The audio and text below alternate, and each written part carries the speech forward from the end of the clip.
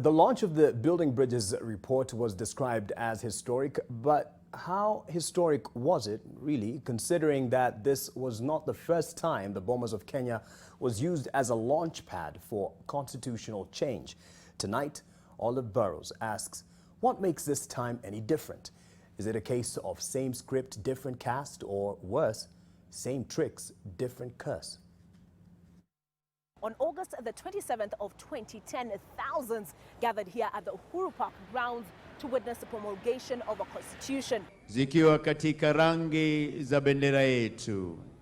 A constitution that we're told would see to it that they were included and that would hold their leaders to the highest standards of integrity. Holds great promise for the Kenyan people.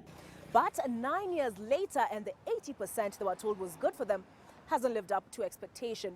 But is a referendum or a change of the law through a parliamentary system the medicine for what ails Kenya? The short answer is no. Let's be honest.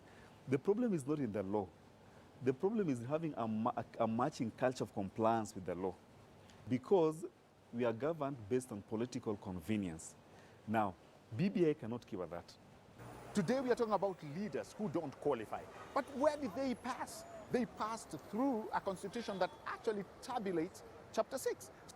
If we have failed to implement, things like Chapter 6, how will we implement, the requirements of BBI? The Building Bridges initiative is the latest in panaceas to be put out by the political class as a cure for all that ails Kenya: corruption, tribalism, poverty, gender-based violence, gambling and betting, name it.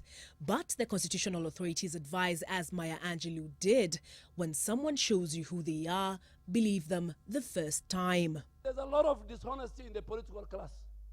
There's a lot of kuna ulafi katika wanasiasa. There's a lot of dishonesty. What we say, we don't mean it. And if this very political class is left to its own devices, even they themselves warn BBI could amount to little more than snakeskin oil. Kenya has a poor history when it comes to matters constitutional. We have histories of mutilating our constitution to the extent that what you start with, sometimes you don't recognize many years later.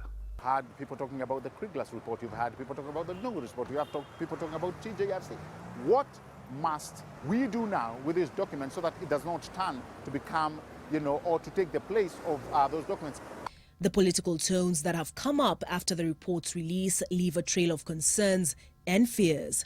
Please, listening to the earlier speeches here, let us not convert the BBI document to a political elite document.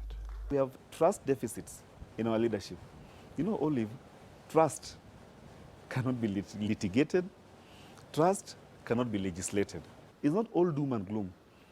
The BBI process has created some opportunities for honest conversations. Olive Burrows, NTV.